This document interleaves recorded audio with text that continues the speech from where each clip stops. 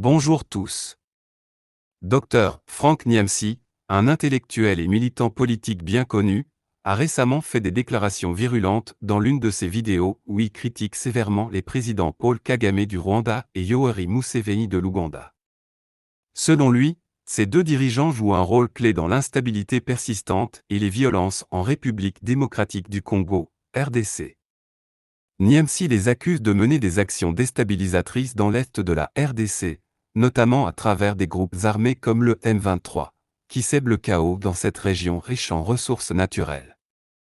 Pour lui, Kagame et Museveni agissent non pas dans l'intérêt de leur peuple ou de l'Afrique, mais plutôt pour satisfaire les intérêts de puissances occidentales, qu'il qualifie de maîtres.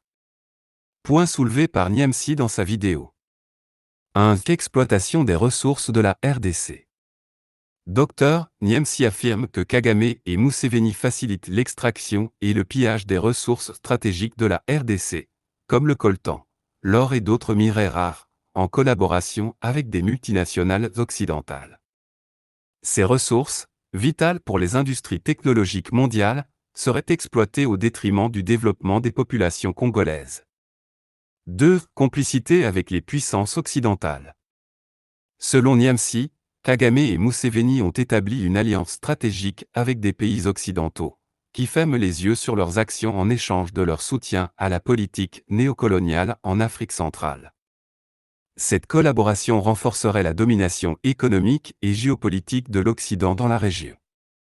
Je vous laisse suivre la vidéo et vous retrouve à la fin de la vidéo pour la conclusion et la question du jour. À toutes. Africaines, Africains, le Congo, République démocratique, est à feu et à sang. Le barbare Paul Kagame, dictateur du Rwanda, à la tête de son armée de criminels, qu'il a déguisé sous l'appellation de M23, mais qui n'est rien d'autre que les Rwandan Defense Force, est en train de truander et d'ensanglanter les provinces du Nord et du Sud Kivu. Paul Kagame, qui est armé par l'Union européenne et par l'OTAN, qui ont passé avec lui des accords privilégiés afin que celui-ci pille le Congo pour eux. La preuve, l'Union européenne a signé avec Kagame un accord d'exploitation des minerais congolais, alors que le sous-sol rwandais n'a pas de minerais. C'est-à-dire que l'Union européenne a expressément envoyé Kagame piller le Congo pour elle. Kagame se défoule actuellement contre notre peuple.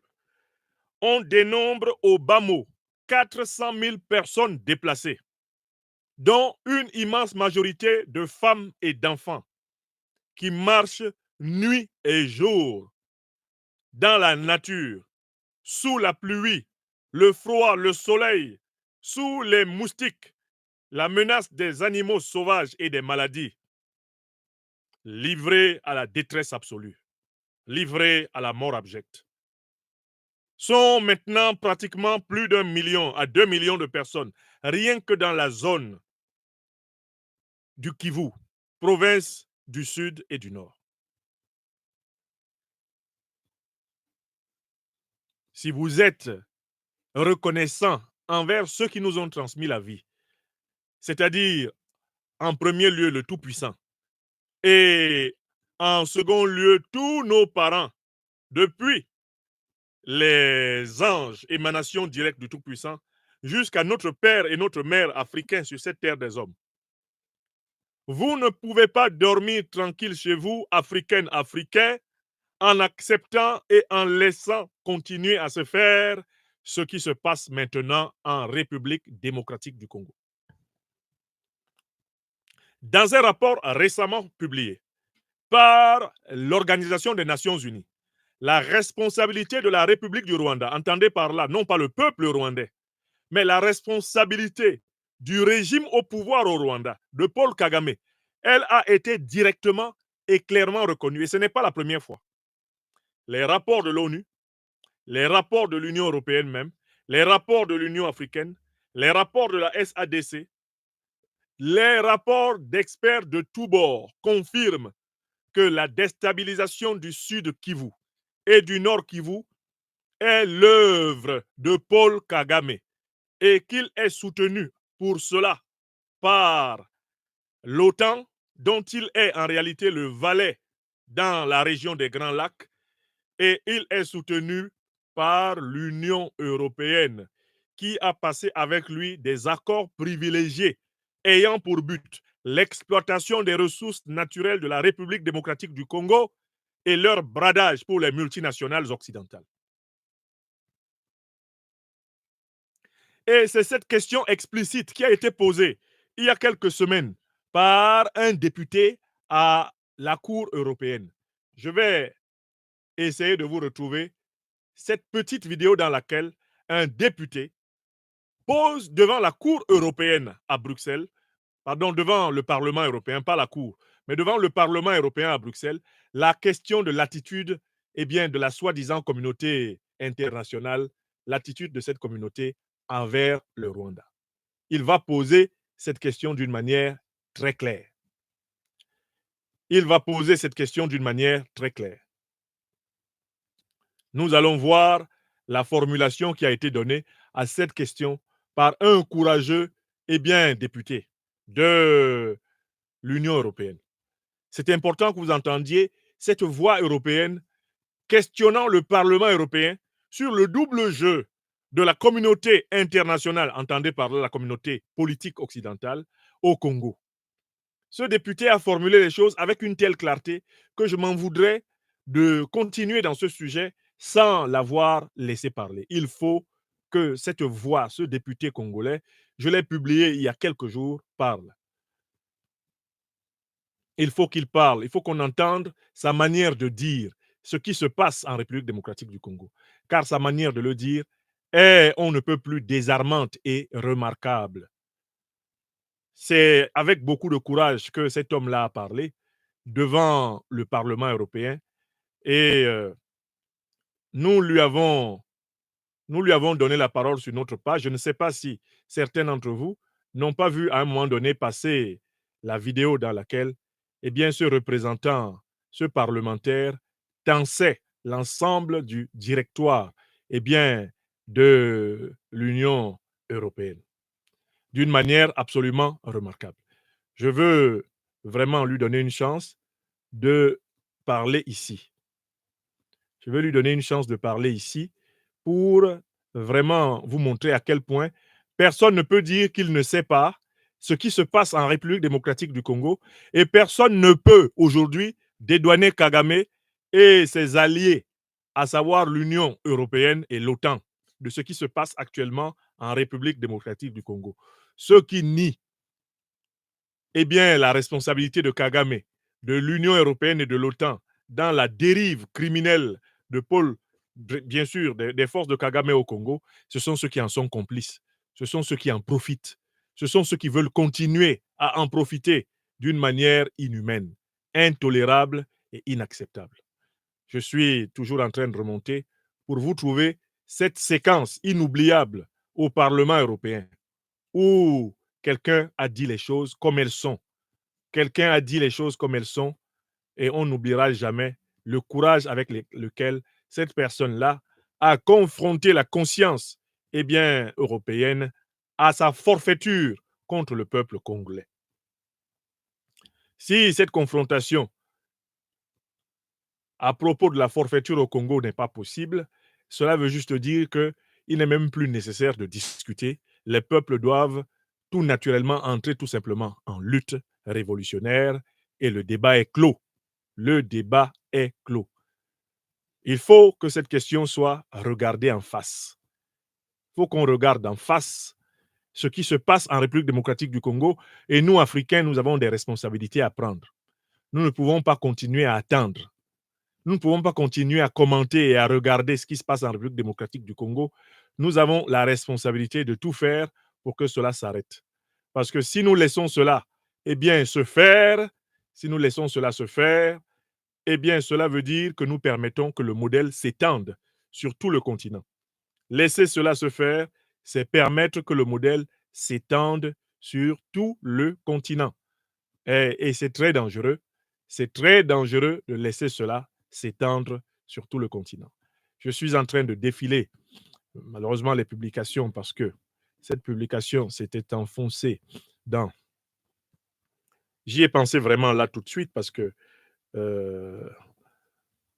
c'est un élément tellement poignant. C'est une prise de parole tellement poignante que voilà. Alors, très bien. Très bien. Je lui donne la parole. Dit tout à l'heure, ne pas vouloir vous inscrire dans le modèle chinois de partenariat qui débouche sur des violations de droits fondamentaux. Voilà. C'était le 17 janvier. Ce principe. Mais dans les faits, la Commission a passé un accord avec le Rwanda pour nous fournir des matériaux dont le Rwanda ne dispose pas. Et du coup, l'armée rwandaise va en RDC chercher ces matériaux-là, ces matières premières. Le prix de ça, monsieur le commissaire, c'est des violations du droit humain. Le prix de ça, c'est des crimes de guerre commis par l'armée rwandaise. Le prix de ça, c'est des enfants soldats qui sont utilisés. Monsieur le commissaire, voilà. Est-ce qu'on va enfin relier les valeurs aux pratiques? Est-ce que vous allez arrêter cet accord avec le Rwanda? Est-ce que vous allez chercher un autre type d'accord avec le Rwanda? Est-ce que enfin vous allez reconnaître que le prix de notre autonomie stratégique, ça ne peut pas être la violation des droits de l'homme, ça ne peut pas être la complicité dans les crimes de guerre? Voilà, je vais vous montrer le personnage qui parle. J'ai pu retrouver. Chercher ces matériaux-là, ces matières premières. Le prix de ça, monsieur le commissaire désigné, bonjour. Je vais m'exprimer en français. Vous nous avez dit tout à l'heure ne pas vouloir vous inscrire dans le modèle chinois de partenariat qui débouche sur des violations de droits fondamentaux. Monsieur le commissaire, je participe à ce principe. Mais dans les faits, la Commission a passé un accord avec le Rwanda pour nous fournir des matériaux dont le Rwanda ne dispose pas. Et du coup, l'armée rwandaise va en RDC chercher ces matériaux-là, ces matières premières. Le prix de ça, monsieur le commissaire, c'est des violations du droit humain. Le prix de ça, c'est des crimes de guerre commis par l'armée rwandaise. Le prix de ça, c'est des enfants soldats qui sont utilisés. Monsieur le commissaire, est-ce qu'on va enfin relier les valeurs aux pratiques? Est-ce que vous allez arrêter cet accord avec le Rwanda? Est-ce que vous allez chercher un autre type d'accord avec le Rwanda? Est-ce que enfin vous allez reconnaître que le prix de notre autonomie stratégique, ça ne peut pas être la violation des droits de l'homme, ça ne peut pas être la complicité dans les crimes de guerre? Écoutez la réponse. November, thank you for your question. However, the pieces of information I have available are basically saying something different. Rwanda is one of our most prominent partners in Africa. We have a... Monsieur le commissaire, je vous remercie de votre question, mais j'ai une opinion un peu différente de la vôtre. Le Rwanda est l'un de nos plus importants partenaires en Afrique. La suite. We are developing here a lot of successful projects. If there is a case of the violation of human rights or other things, I will have a look on it and I will respond back to you. Nous développons avec le Rwanda de très intéressants projets. S'il y aurait des violations des droits de l'homme par le Rwanda, dans ce cas-là, j'en aurais tenu compte dans mon intervention. Mais à ma connaissance, il n'y en a pas. C'est ce que dit le commissaire européen. But basically, this is my level of information is not as dramatic as you told me. À mon niveau d'information, les choses ne sont pas aussi traumatiques que vous nous le dites. Ça ne se passe pas si mal que ça entre le Rwanda et le Congo. De mon point de vue, moi, le commissaire européen, ça va. Et donc, il n'y a pas de raison de s'affoler. So I'm not able to react immediately because basically, when it comes to projects in Rwanda, I think this is one of the good cooperations we have in Africa. Donc, je ne peux pas réagir là-dessus parce que quand il s'agit de parler des projets que nous avons avec le Rwanda, je dois reconnaître, moi, le commissaire européen, que le Rwanda est l'un des meilleurs partenaires. C'est l'une des meilleures coopérations que nous, les Européens, nous ayons en Afrique. Nous sommes très heureux de notre coopération avec le Rwanda. Vous avez entendu? Je tenais à ce que vous écoutiez ce dialogue à l'intérieur du Parlement européen entre un député européen qui relate la souffrance du peuple congolais agressé par l'armée rwandaise de Kagame parce que Kagame vient voler les ressources naturelles du Congo, et la réponse du commissaire européen responsable de la coopération avec le Rwanda et qui dit globalement, nous les Européens, nous sommes fiers des dirigeants rwandais, c'est l'une des meilleures coopérations que nous les Européens puissions avoir en Afrique. La coopération qui consiste pour l'Union européenne à aider le Rwanda à piller le Congo pour alimenter l'industrie européenne. Voilà ce que le commissaire européen considère comme la meilleure des coopérations. Est-ce que c'est clair pour tout le monde? Vous avez écouté un échange à l'intérieur du Parlement européen. Et vous voyez très clairement la réponse du commissaire à la question du député est la preuve de la complicité flagrante entre l'élite dirigeante de l'Union européenne et le régime criminel de Paul Kagame au Rwanda. Vous êtes d'accord avec moi ou pas? On m'appelle le docteur des preuves. Complicité flagrante. Que fait le gouverneur? Pardon, que fait le commissaire européen? Il couvre Kagame. Et que fait Kagame? Kagame est en train de génocider le peuple congolais.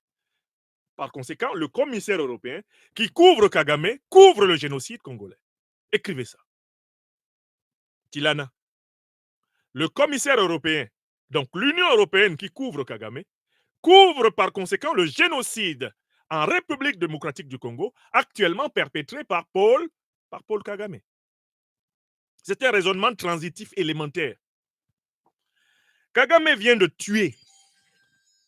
Il vient de tuer le gouverneur de la province du Nord Kivu, le général Peter Sirimwami. Kagame vient de le tuer. Et ce sont ainsi des milliers, des dizaines de milliers, bientôt des millions de Congolais qui ont été refroidis précocement par l'agression de Kagame soutenue par l'Union européenne et par l'OTAN, car Kagame est leur agent. Et il est toujours important, quand on parle de la tragédie congolaise, de rappeler un courrier du 2 août 1939, écrit par Franklin Delano Roosevelt, savant géostratège américain, écrit par Albert Einstein, savant physicien et géostratège américain, à Franklin Delano Roosevelt, alors président des États-Unis d'Amérique. Dans ce courrier, Einstein dit à Roosevelt, Monsieur le Président, si nous voulons être une grande puissance nucléaire et dominer la planète, nous devons veiller à garder la main mise sur les ressources stratégiques d'un pays qui s'appelle le Congo belge. Grâce à ces ressources stratégiques, nous pourrons développer notre programme nucléaire. Et il nous faut empêcher en particulier les soviétiques et les Allemands, les nazis, d'accéder au sous-sol congolais pour réserver ce sous-sol congolais pour nous. Que témoigne le courrier du 2 août 1939? Il témoigne du fait que pour la grande puissance impérialiste de l'Occident, que sont les États-Unis d'Amérique, il est hors de question que la République démocratique du Congo soit dirigée par un gouvernement qui se préoccupe préalablement, de façon prépondérante, prioritairement, des intérêts vitaux du peuple congolais.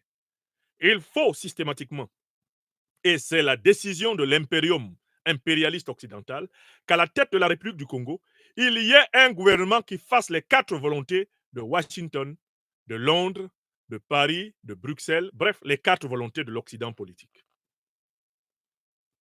Voilà pourquoi ils ont systématiquement assassiné tous les dirigeants congolais qui voulaient mettre l'État congolais au service du peuple congolais.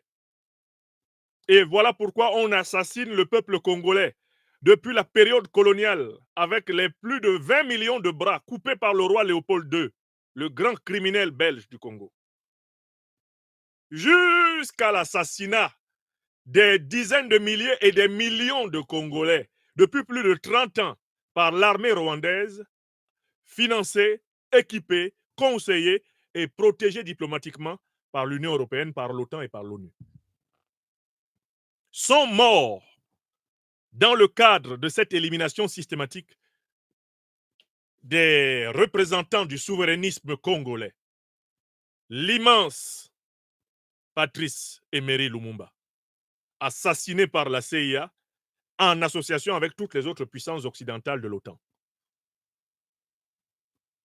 a été assassiné dans la foulée. L'immense Pierre Moulele, les compagnons de Lumumba avec lui comme Okito Mpele, trouvèrent la mort dans ces conditions, exécutés par la mafia impérialiste occidentale qui, aujourd'hui, finance Kagame. Pour 250 000 $, et je l'ai appris grâce aux archives déclassifiées de la CIA, on a donné au vilain personnage de Mobutu 250 000 $ pour tuer son frère Lumumba. Il l'a tué pour 250 000 $. Les archives de la CIA déclassifiées publiées dans le livre noir de la CIA que je vous ai commenté il y a quelques semaines, ces archives reconstituent tout ce qui s'est fait au Congo. On a tué Patrice Lumumba pour 250 000 $ donnés à Mobutu. La somme même est connue, ça a été déclassifié. On sait combien d'argent a été donné à Mobutu pour tuer son frère. Et c'est dans cette même trajectoire de criminalité contre le peuple congolais et ses leaders authentiques qu'en janvier 2001, on a tué Laurent Désiré Kabila dans son bureau à Kinshasa. Qu'ont de commun Laurent Désiré Kabila, Pierre Moulele, Patrice Lumumba et tous les héros du peuple congolais? Ils ont en commun d'avoir voulu mettre l'État congolais au service du peuple congolais. Ils ont en commun d'avoir voulu faire avancer les intérêts vitaux du peuple congolais et les faire passer avant ceux de l'OTAN, ceux de l'Union européenne, avant ceux des puissances coloniales belges, françaises, italiennes, allemandes et consorts. Ils furent tués pour cela. Et il est important que vous sachiez que pour le Congo, on est allé jusqu'à tuer un immense Suédois. Le secrétaire général de l'ONU, Dag Hammarskjöld, est tué en 1961, quelque temps après Lumumba. Parce qu'il avait pris fait et cause pour Lumumba. On abat son avion dans le ciel de la Zambie. Et il y a une très belle enquête de la docteure Susan Williams sur le thème qui a tué Dag Hammarskjöld. Pourquoi on a tué Dag Hammarskjöld? Et elle démontre que Dag Hammarskjöld, secrétaire général de l'ONU, d'origine suédoise, fut tué pour avoir pris fait et cause pour Patrice Lumumba. On lui régla son compte là-bas en Afrique, en 1961, par un pseudo-accident d'avion qui n'était rien d'autre en réalité qu'un abattage par missile. Exactement comme le 29 mars 1959, on fit disparaître Boganda en tirant un missile sur son avion et en simulant un autre crash d'avion dans lequel on a laissé sa montre bracelet, son bijou de poignet. On n'a plus jamais vu une trace de son corps. Donc, il faut que vous vous rendiez compte. Il faut que vous vous rendiez compte de la gravité de la situation dans laquelle se trouve aujourd'hui le Congo. Ce qui arrive au Congo, à travers le Rwanda et l'Ouganda, qui sont des États vassaux de l'OTAN, de l'Union européenne, et qui sont chargés de maintenir le Congo en situation de guerre, cela a été conçu il y a très longtemps. D'abord, le roi des Belges s'était arrogé le Congo comme sa propriété. Quand vous connaissez la Belgique, pour traverser la Belgique en voiture, s'il n'y a pas d'embouteillage, vous n'avez pas besoin de 2 heures. Je dis bien pour traverser la Belgique. Si vous êtes au volant d'une voiture, en 2 heures, vous traversez toute la Belgique. Comment un roi d'un pays, d'un îlot, un petit îlot européen peut se lever et dire que le Congo, plus de 2 millions de kilomètres carrés lui appartient? Et on a osé appeler ce pays-là le Congo belge.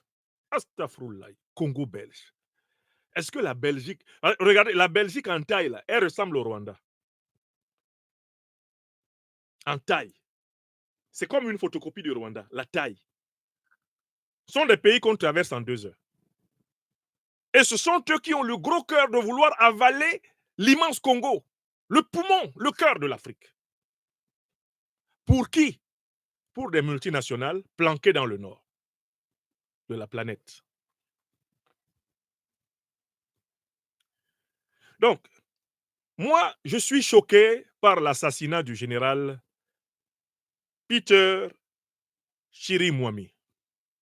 Mais ce n'est pas le premier assassinat. Plusieurs officiers supérieurs congolais ont trouvé la mort depuis que Kagame et Museveni ont été chargés de verser le sang congolais pour pouvoir organiser le vol du diamant, du cobalt, de l'uranium, du lithium et consorts, du cuivre.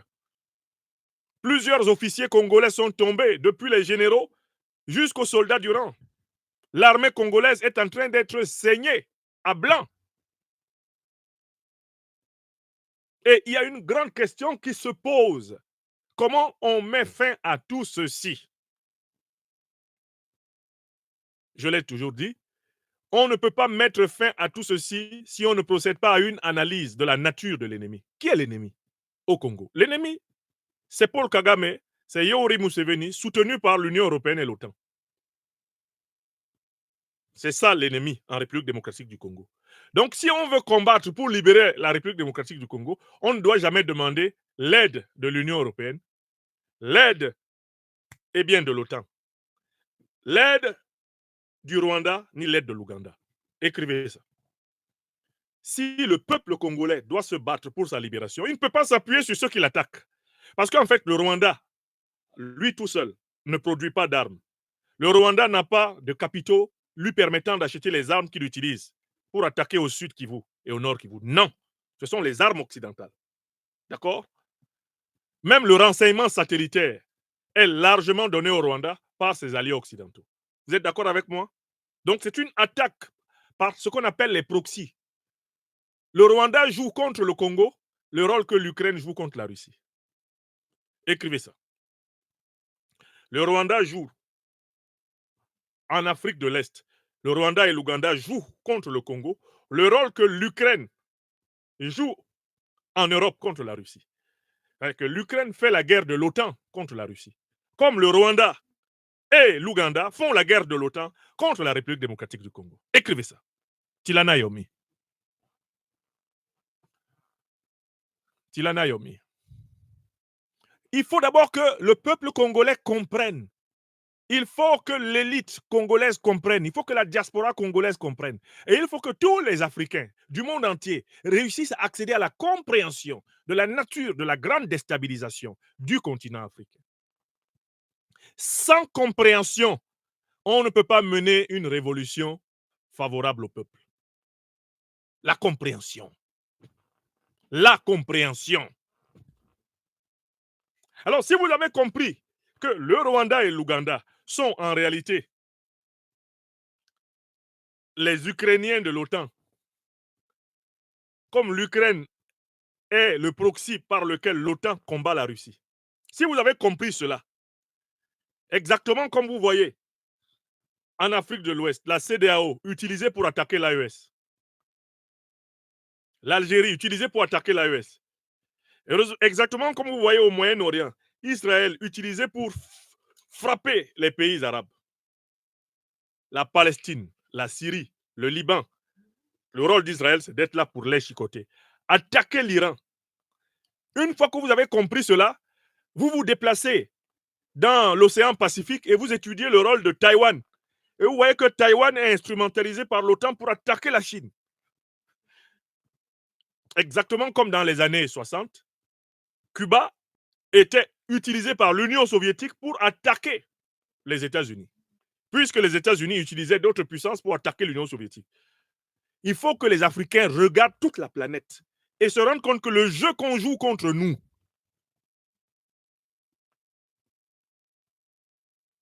le jeu qu'on joue contre nous en Afrique est un jeu qu'on joue ailleurs dans le monde, d'une manière très lisible. De telle façon que si nous lisons bien le monde, nous comprenons bien l'Afrique.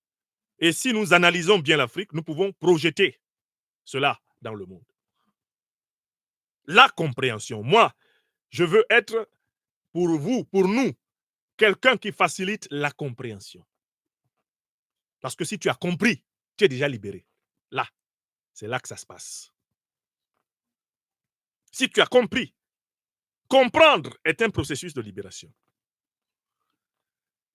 Alors, si on a compris que le Rwanda et l'Ouganda ne sont en réalité que les Ukrainiens de l'OTAN en Afrique, comme l'Ukraine est le serviteur de l'OTAN contre la Russie en Europe, comme Israël est serviteur de l'OTAN contre les puissances du Moyen-Orient arabe, comme Taïwan est serviteur de l'OTAN contre la Chine. Une fois qu'on a bien compris tout cela, que la CEDEAO est là pour servir les intérêts de l'Union européenne, de l'OTAN, de la France-Afrique, contre l'AES et contre l'Afrique. Une fois que c'est clair, l'Africaine et l'Africain s'assoient. Maintenant, ils regardent la situation congolaise. Et on peut commencer les opérations de libération. La première opération de libération, elle est sur le plan spirituel et théorique. On se donne comme règle de ne pas combattre les terroristes rwandais du M23 et des RDF en s'appuyant sur les mêmes maîtres qu'eux. Première règle. Tu ne peux pas combattre quelqu'un en comptant sur ceux qui l'ont envoyé contre toi. Or, c'est ce que fait Tshisekedi Félix. Et avant lui, c'est ce qu'a fait Joseph Kabila. Ils ont passé leur temps à faire semblant d'affronter le Rwanda et l'Ouganda en comptant sur le soutien de l'OTAN et de l'Union européenne qui soutiennent le Rwanda contre eux. C'est un jeu de dupes. Les régimes qui viennent de se succéder en République démocratique du Congo se comportent exactement comme tous les régimes du Mali face aux terroristes avant l'avènement du président Assimi Goïta. Ils se comportent exactement comme tous les régimes du Burkina Faso avant le capitaine Ibrahim Traoré face aux terroristes. Ils se comportent exactement comme les régimes du Niger face aux terroristes avant l'arrivée du général de brigade Abdourahmane Tiani. Vous comprenez? C'est exactement comme cela qu'ils se comportent. C'est-à-dire que pour combattre les terroristes, ils s'appuient sur l'alliance qui les a fait venir. Mais tant que tu combats les terroristes en Afrique, en demandant l'aide à ceux qui les ont fait venir, à ceux qui les financent, à ceux qui les arment, tu ne fais que répandre le terrorisme dans ton territoire, puisque tout ton système de défense est infiltré par ceux que tu prétends combattre. Les terroristes sont renseignés par tes propres alliés, avec lesquels tu es assis dans ton bureau à Kinshasa, en train de partager des informations stratégiques sur ce qui se passe au Kivu. L'armée congolaise ne peut pas vaincre l'armée rwandaise en étant assistée, en étant encadrée par des officiers otaniens. Écrivez ça. Ça s'appelle la logique géopolitique et géostratégique. Et ceux qui n'ont pas compris, vous prenez un avion, vous allez au Mali, le président Assimi Goïta vous donne un cours de géostratégie géopolitique de lutte antiterroriste. Vous prenez votre avion, vous vous arrêtez à Ouagadougou. Le président Ibrahim Traoré vous donne un cours. Si vous n'avez toujours pas compris, vous reprenez votre avion, vous les Congolais. Vous vous arrêtez à Niamey. Le président Abdourahmane Tiani vous donne un cours. Après, vous redescendez à Kinshasa et vous appliquez la théorie de la libération africaine. On est fatigué de vous, dirigeants congolais de Kinshasa. Depuis Joseph Kabila jusqu'à Félix Tshisekedi, il n'y a rien de bon qui s'est passé à la tête du Congo. Je vois Joseph Kabila qui est en train de s'allier, soi-disant donc, avec l'homme de Lubumbashi, l'homme du Katanga, Moïse, rappelez-moi son nom là, Moïse, comment il s'appelle? Katumbi. Moïse Katumbi. Ils sont en train de s'allier uniquement pour venir reprendre le pouvoir à Kinshasa et recommencer la même politique de pseudo-lutte contre le terrorisme rwandais et ougandais. Ils étaient au pouvoir. Hein. Joseph Kabila, qui est là, il a succédé à son père. Et il a mené la même politique que Tshisekedi. Nous avons observé, nous sommes au courant. Hein. Joseph Kabila était là. Il est général d'armée de formation. Il n'a pas mené la guerre de libération de son pays. Il a passé tout son temps à faire barabara derrière les Américains. Un coup il bouge un peu vers les Chinois. Un coup, il bouge comme ça. Son objectif à lui, c'était de constituer une famille de pouvoir. De capitaliser les moyens d'une famille de pouvoir. Il a assez capitalisé. C'est l'un des plus grands milliardaires de la République démocratique du Congo. Il a atteint son but. Derrière sa barbe blanche, il y a surtout les grosses caisses que lui et sa famille se sont constituées. Je vois les gens qui sont en train de se perdre en pensant que Joseph Kabila est l'homme de la situation. Et voilà, il n'est pas l'homme de la situation. Il était président du Congo pendant, je pense, pratiquement 12 ou 16 ans. Il était président du Congo. D'accord? Il n'a pas pu résoudre ce problème. Pourquoi? Parce qu'il avait les mêmes maîtres que Kagame. Et il sait très bien que ce sont les mêmes maîtres que lui, là, Joseph Kabila, et que Kagame a, qui ont organisé la chienlit congolaise. Il le sait. Et il sait que c'est pour ça que son père a été tué. Laurent Désiré. Parce que lui, Laurent Désiré, qui à un moment donné avait pactisé avec Kagame et Museveni pour renverser Mobutu, il s'est retourné contre eux pour retrouver le panafricanisme révolutionnaire de Moulele et de Lumumba. Il voulait vraiment libérer le Congo. C'est pour ça qu'il a été tué. De telle façon que, en fait, la grande question politique congolaise aujourd'hui, c'est qui est en capacité de reprendre le chemin de la libération du Congo, là où Laurent Désiré Kabila, donc Kabila père, l'a laissé le jour de sa mort. Parce que le processus de libération du Congo s'est arrêté avec la mort de Laurent Désiré Kabila. Tous ceux qui lui ont succédé à la présidence de la République sont les hommes de l'OTAN. Ils se sont soumis. L'alliance Katumbi Kabila, Joseph, elle n'apporte rien de nouveau au Congo. Ce sont les gens qui sont soumis à l'establishment, à l'impérium. Ils ont leurs intérêts dans les mains de ceux qu'ils doivent combattre. Ils ne combattront pas. Ils chercheront des arrangements pour brader le Congo avec Kagame et Museveni et leur maître commun. Voilà pourquoi, à mon avis, il y a deux types d'actions qui doivent être menées pour libérer le Congo. Les forces authentiquement panafricanistes et révolutionnaires du Congo, ce sont elles qui doivent prendre le pouvoir. Elles ont la responsabilité de prendre le pouvoir au Congo. Ça, c'est la responsabilité du peuple congolais. Les forces civiles, les forces actives qui ont conservé l'idéologie panafricaine et révolutionnaire doivent prendre le pouvoir. Et je vous préviens, faites très attention. À tout moment, on peut avoir en effet un coup d'État à Kinshasa, mais ça risque d'être d'abord un coup d'État néocolonialiste et impérialiste, du style Oligui Nguema à Libreville. On sait que Tshisekedi est faible. On sait que Tshisekedi n'est pas capable de faire face à la situation. Mais il y a deux types de coups d'État qui sont en concurrence pour contrôler Kinshasa. Ceux qui sont les plus près de prendre le pouvoir entre les mains de Tshisekedi, ce ne sont pas les révolutionnaires panafricanistes. Ce sont les néocolonialistes impérialistes. S'ils se rendent compte que Tshisekedi est très faible, ils vont nous précipiter un coup d'État Oligui Nguemaïk à Kinshasa, un coup d'État Mamadou Doumbik à Kinshasa. On va se retrouver avec des militaires au pouvoir à Kinshasa, mais qui sont des pantins, exactement comme Kagame et Museveni, à Kigali et à Kampala.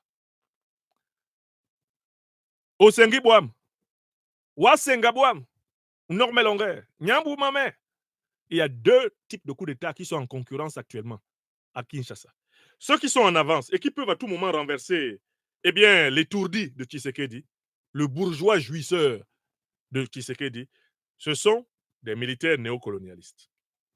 Des militaires à la solde de l'OTAN et de l'Union européenne. Ils peuvent courir vite, récupérer le pouvoir, donner l'impression de mener une révolution, puis recommencer la même politique ronronnante de pillage du Congo avec le Rwanda, l'Ouganda, l'Union européenne, l'OTAN. Mais il y a toujours au Congo, vivante, l'âme immortelle du peuple congolais. Dans le cœur du peuple congolais, société civile et dans les forces vives de tous les domaines, il existe des panafricanistes révolutionnaires. Il est à souhaiter que les panafricanistes révolutionnaires arrivent au pouvoir et reprennent le travail là où le Mzé Laurent Désiré Kabila l'a laissé, en laissant sa vie sur le carreau. Voilà pourquoi la première précaution qu'ils prendront, c'est d'anticiper sur les alliances nécessaires à la sécurisation du pouvoir central. Car le pouvoir central sera menacé de mort. Exactement l'erreur qui malheureusement a coûté la vie à Kabila, c'est de n'avoir pas compris qu'il ne fallait pas qu'il y ait dans sa garde rapprochée un seul représentant, même par fraternité et par amitié, des pouvoirs qu'il combattait. Le panafricanisme de Kabila, son ouverture de cœur, ont fait que dans sa garde, il y avait des anciens soldats rwandais. Il les considérait comme ses enfants. Et c'est l'un d'eux qui a été chargé de le tuer. Cette erreur ne doit plus être commise par un dirigeant révolutionnaire congolais. Ça, c'est en interne, ce qui est attendu. Mais attention, j'apprends que Tshisekedi est rentré précipitamment, mais que Tshisekedi sache qu'il n'est pas à l'abri d'un coup d'État néocolonialiste et impérialiste. Quand on se rend compte qu'il n'est pas à la hauteur, il ne peut pas cacher le jeu. Des maîtres manipulateurs impérialistes occidentaux, on suscite un général qui le renverse, à la Oligui Nguema ou à Mamadi Doumbouya. Qu'il fasse très attention là où il est rentré là. Si Tshisekedi était un vrai patriote congolais, il appellerait, parce qu'il connaît l'armée congolaise maintenant, il connaît les Congolaises et les Congolais, il appellerait les officiers authentiquement révolutionnaires pour créer un comité de libération, un conseil de libération du Congo avec les officiers révolutionnaires. Il le ferait tout de suite, il leur dirait, nous entrons dans une période exceptionnelle. Je laisse mes habits de président civil, je vous rejoins. Je me mets parmi vous en tant que commandant de l'armée. Et je voudrais confier même des pouvoirs exceptionnels à partir de maintenant à un commandant militaire panafricaniste révolutionnaire. Je suis avec vous. Je ne suis pas militaire de formation, mais la situation du pays m'impose de faire ce sacrifice. Si Tshisekedi était un patriote, il le ferait. Mais ce n'est pas un patriote, c'est un jouisseur. Il n'a aucune doctrine, il n'a aucune inspiration, aucune dimension révolutionnaire. Donc actuellement, là, la compétition des deux types de coups d'État a commencé à Kinshasa. Et je vous dis ma peur, que le premier type de coup d'État qui va faire tomber Tshisekedi soit un coup d'État pro-occidental. Parce que je vois que le peuple congolais semble avoir perdu confiance dans la voie que choisir les Lumumba, les Moulele, les Laurent Désiré Kabila. Pourtant, c'est cette voie-là qui va libérer le Congo. C'est cette voie-là qui va libérer le Congo. Maintenant, à l'extérieur du Congo, qu'est-ce que les Africains peuvent faire? Moi, je pense que, d'abord, nous, sociétés civiles africaines, nous avons la responsabilité d'informer amplement le monde entier, d'aider le peuple congolais à faire comprendre la nature de la déstabilisation qu'il subit. Donc, nous avons à mobiliser les opinions civiles et politiques du monde entier sur le scandale du soutien au Congo qui vaut justement la déstabilisation du Rwanda. Le soutien au Rwanda qui vaut la déstabilisation du Congo. Mais il faut aller plus loin. Les dirigeants politiques africains doivent prendre des sanctions contre le Rwanda.